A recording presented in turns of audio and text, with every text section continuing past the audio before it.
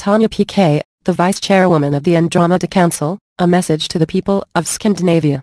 This text is from an article on nyhetsbillet.no. In English, The News Mirror. Publication date, March 10, 2013. Greetings by Tania. This is Tania, Vice-Chairwoman of the Andromeda Council. I am here to share with you some insight about my home world, Tiriel of the Mirach star system of the Andromeda constellation as you view it from your skies and star maps. About planet Tiriel. My home world consists of several big and small islands in the vast ocean. They are clustered together on one side of the planet. Most of the planet is covered by water. There is a major mountain range, of a purple hue in color, named Piekae Mountains on the largest continent named Piekae. The other major three islands include, Center 1, Nancy Cole, Upper 1, Mochi, Left 1 with volcano, Piekae.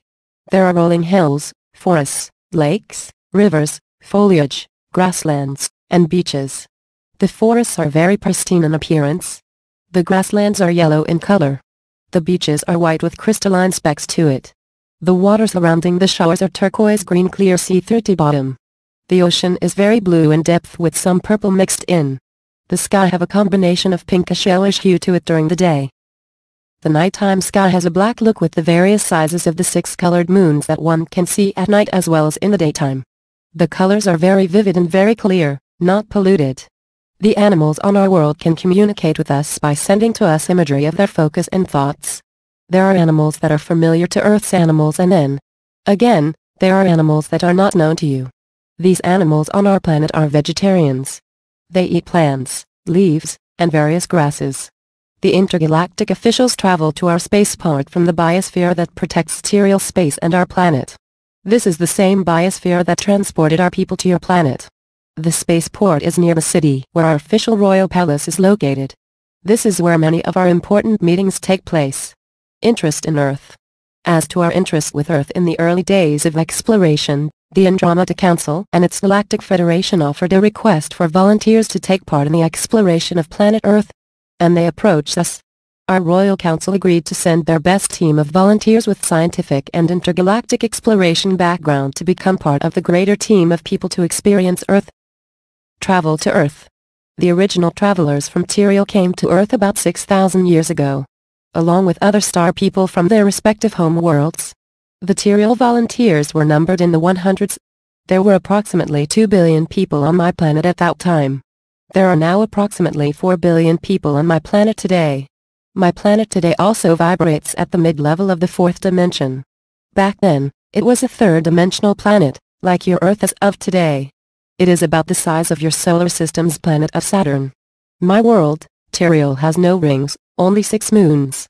Some of my people stayed aboard the biosphere in which we traveled to your world, stayed in orbit around Earth space for approximately 5 years to make sure our people had settled in okay and were safe.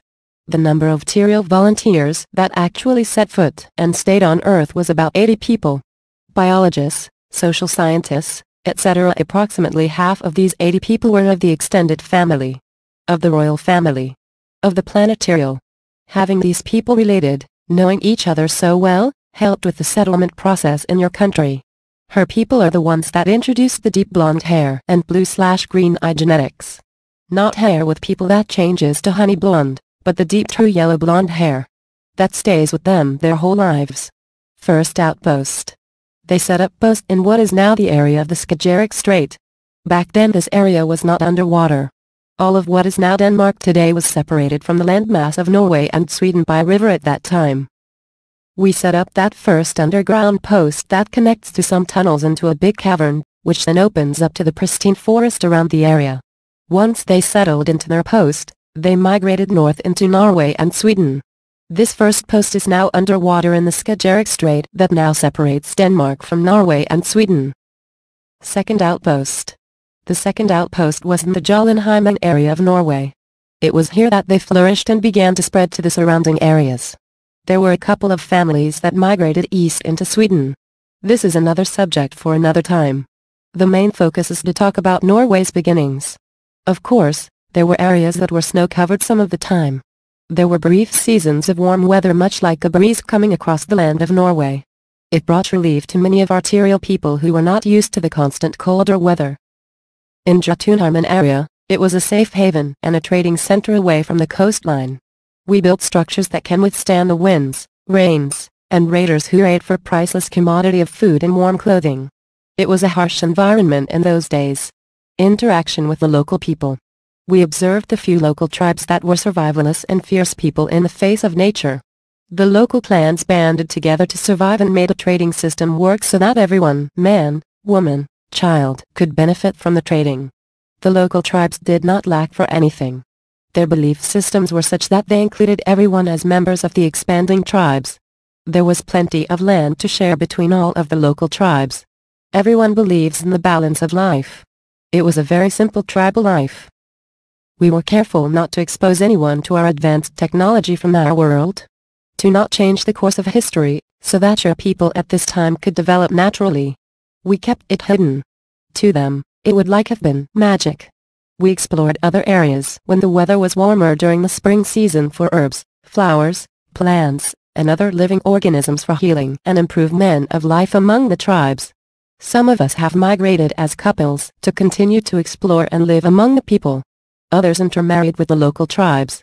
We chose to be part of the earth in order to improve the quality of life for all here. In closing, many of our descendants are spread out over Norway, Sweden and into some of the Western European countries through the hereditary traits of the blonde hair, blue or blue-green eyes and fair-skinned people among the countries listed. And yes, there was intermarrying between our people at that time and the local indigenous people your country. Mythical stories of Norway. Many mystical stories have been told and lost over the centuries. These stories about strength, lightning and thunder gods, and our tall people, are in some part about our original group of Tyriel people. Many of the local tribe people called the Tyriel people as giants, or tall trees, because they are above average than the local indigenous tribe people. My people from Tyriel at that time who emigrated to your planet were on average, the men were 6'5" to 6'8". The women were 6 foot to 6'3". They were slim, solid build, not skinny. Tall, blonde. Good looking with beautiful looks. Even as fourth-dimensional people today we retain these features. Many of these people thought that our people used magic that created light, huts, irrigation for water, and traps for food. It was our use of technology that many local people created your mythical Norse stories. Many tribesmen saw the ones who go to the coastline, swimming like a fish. They were amazed that material people have no fear of water. We used some of our technology to build interesting ships, sailing ships, that we used for exploration by sea. The local people happily jumped on board the ships that we'd made. Notes about Jotunheimen area. Buried deep in Jotunheimen area, the ancient sites slumber, waiting to be discovered for the Norwegian people to find. It is there.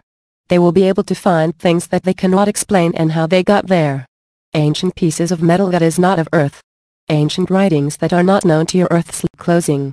This is Tania, Vice Chairwoman of Andromeda Council, sending my love to the remaining descendants of my people from our planet Tyriel. Awake from slumber, my Norwegian and Swedish relatives, as well as those that are scattered that remain of my people in the faraway lands beyond Norway and Sweden. We will reunite again in the future. Comment from the editor of nyhetsbilly.no. It is I who have organized this groundbreaking report from Tania, for publication here on Nyhetsbilly. This was a spin-off from the interview with Tolec that I conducted during Christmas, which originally was not planned. The reason that I snatched up this very interesting historical information is that Tolec, who at the time was conducting interviews in local languages around the world, almost in passing mentioned to Tania that he would conduct an interview with a person from Norway. According to Tolec, Tania blushed when she heard this, and the reason for this turned out to be she knew the story of the ancient immigrants from Tyriel to Earth. A story which the civilization on Tyriel have known for a long time. This was unknown for Tolec. The members of the Andromeda Council are comprised of people from a large amount of star systems and even more planets, and in this context, it was a coincidence that Tania from Tyriel is one of Tolec's contacts in the Andromeda Council. Tolec is an Earthman and lives in the United States. He is also a member of the Andromeda Council. The result of this conversation was that Tania handed over the story of the little group of Tyriels, and their settlement here on Earth in prehistoric times to Tolec, to bring it to us living in Norway. In the video at the bottom of the article you can listen as Tolec tells a little more in detail about what the article discusses. P.S. Long-distance space travel is a piece of cake for many civilizations. The reason is that this technology has been in use and has been refined over millions of years beyond Earth. PS. Most aliens is neither cloned by a robot of the type Greys, or evil and manipulative creatures of a reptoid species that feeds on the energy of fear. Indications are that most people who live in, and outside the galaxy, are humanoids, and not to say people. Human DNA is a universal template